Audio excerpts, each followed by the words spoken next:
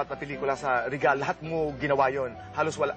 Wala ka na, Wala ka single na. centavo na. Diretso na. The Bad Part Boy, yun yung mga time na, kasi after nito, nung more or less na, when I learned about yung mga utang-utang na yan, kasama pa nung nanganak na, nagbuntis ako kay Lucky na, nagbabayad pa rin ako ng utang. Okay. Wala akong choice. So, trabaho, pero not a single centavo sa akin. Bayad, trabaho. Ang hirap nun. Was there a time, was there a point in your life, during this period of your life na ayoko na? Nagrebelde din ako nun eh. Okay. Doon ko sinabing ayoko na. Parang hindi na to tama. Paano ka nagrebelde? Lumaya. Yun yung mga Vilma na disappearing act. Di ba meron akong time sa karir ko na mawawala. Naging unprofessional si Vilma, disappearing act si Vilma. Those were What was that? Yun yung pagre-rebelde mo dahil hirap na hirap ka? Pagod na ako, tas ba't ang dami ko pang utang? Bakit parang hindi tama yung managing, nagkautang-utang yung production? Realidad ko na para bang, after all ng pagod ko, what happened? Para bang, tapos kung bibigyan na naman akong trabaho, ayoko na. Parang ganon. Okay. So, lumayas ako in a way, hindi naman layas as in literal na layas. I stayed in a hotel. Okay. But I understand. I understand what you're saying. Pero what made you go back? Ano yung, okay, ayoko na layas, pero haharapin ko ang aking responsibilidad. What made you go back to your responsibility? After giving birth to Lucky lang. Because yung time na yun, hanggang 27, medyo sira ulo ko noon. Yun yung nagpapapakap ako ng shooting. Darating na lang yung van ko. Pag nakita na yung van ko, pack up na. Ay, wala si Vilma kasi dala ko yung blue Benz. Pag nakita nila van lang ang dumating, pack up na. Napaka-unprofessional. Ngayon ko naalala, sakit-sakit. Ang dami ko rin tao palang pinahirapan. Tapos, meron akong Vilma Santos Christmas special with Mitos Villarreal. Ready na lahat. Sila Rico J. Puno. Nandun na lahat ang guests. Tanong mo, nasan ako? Nasaan ka? Sa Baguio. Okay. Tinatawagan nila ako. Pumunta. Wala. Nasa Baguio ko. Pack up yung special. Tanong? Very bad. Really bad. Paano ka nagising?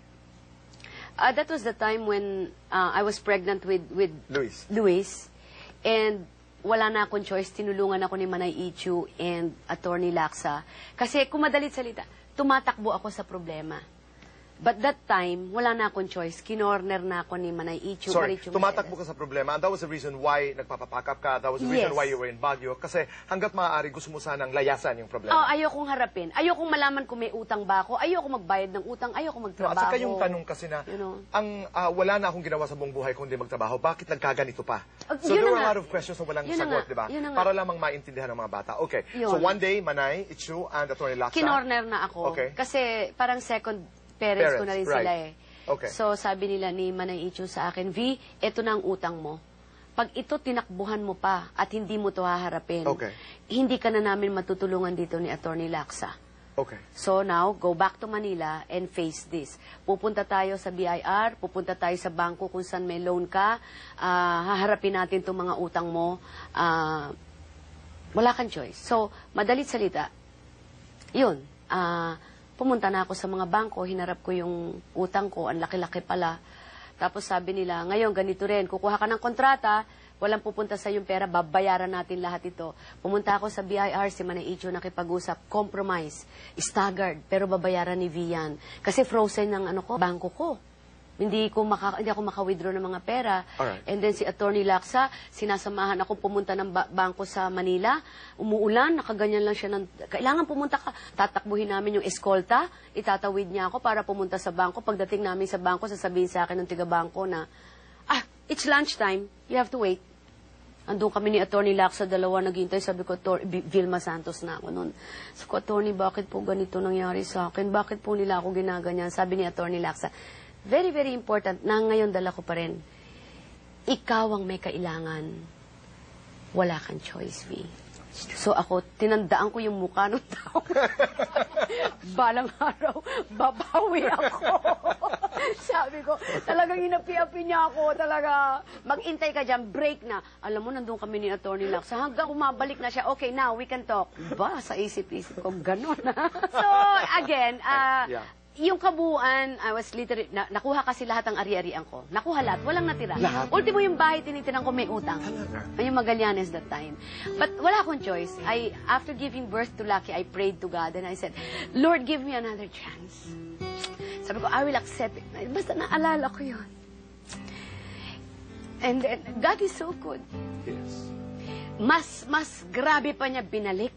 Sobra, triple niya binalik. Because those were the days na I won sunod-sunod na Best Actress, Box Office, yung mga movies ko was critically acclaimed. So, doble-doble pa. Kaya lang, dinaanan ko yung hirap na yun. And acceptance, natatrabahuhin mo to, pero wala kang choice. And you prayed. But I was able to recover. Kaya lucky si Lucky. God is good. Mga kaibigan, let's watch this. There! You're paid for all the matches you wasted on me. Edwin, huwag mo itatanggi, ha? Pinsan mo to, di ba? Pilipino ka. Paano ka nagkaroon pinsang Iranian? Uy, sinong Iranian? Marunong ka pang magtagalog, ha? Natural, Pilipino kami eh. Pilipino ba ito talaga? Ilonggo nga kami. But we can do all those things together. Kung hindi mo lang alam, walang direksyon ng buhay ko nung bago kita nakilala. Pero ngayon ko, nung gusto mo, doon ako. Natatangay ka lang na nangyari sa ating kagabi, eh. Araw na ngayon. Hindi na tayo nananaginip. Ang totoo, kaya ako narito para tulungan ng mami makalimot. At ikaw? Ano ako? Anong alam mo sa akin? Halos wala nga, pero katulad mo rin, halos wala kang alam sa akin. Alam ko mahal kita. At alam ko na gusto kita maging asawa. At alam ko rin na kaya ko kayong buhayin mag-ina dito, sa atin, kahit saan. Itulog mo nga yung puyat mo. Okay. Si Eduardo. Iranian. Okay. Pero before we talk about Eduardo, kumusta ang lagay ng puso mo before Dudes? How are you? Wala. Ano lang ako noon. Those were the days na sinasabing na happy-go-lucky. But talagang enjoying my life, pero clean fun. Okay. Kasi maybe because ang nasa isip ko rin noon para bang hindi ako pwede maisahan. So, I was enjoying, pero alam ko yung limitasyon ko. Alam mo kung hanggang Aware ako. Aware ako sa limitasyon ko noon. At Pero saka I enjoyed yung days na yon, yung gap na Right. yun ng 20s ko. I enjoyed it.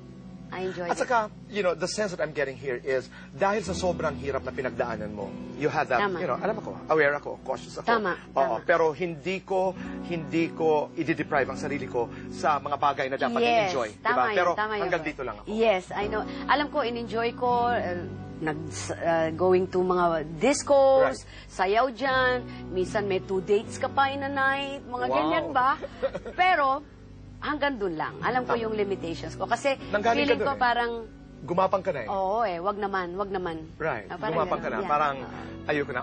Alright. Paano nabago ang buhay mo ni Eduardo? Si Eduardo, na-meet ko yan sa isa sa mga happenings ko. Okay. Ganun. I think basta... Gusto ko yun. Yung mga happenings. I think basta galing ako sa isang disco noon. Disco pa tawag noon eh. Ngayong bar. Disco. And then we went to Manila Pen for breakfast. Imagine breakfast. So yun noon. O, di ba? Pagkatapos ng Disco, disco, Manila breakfast, Pen lobby. makikita-kita rin kayo Okay. ron. So I was there sa Manila Pen. And I think I was with Direk Elwood Perez. Okay. And then, ito nga, nag-a-approach sila, mga guwapito, mga, alam mo na, kung tawagin ay konyo boys. That's true. So we were there in a table. Ba, lumalapit? Kilala yata ni Elwood. Pakilala mo naman ako dyan.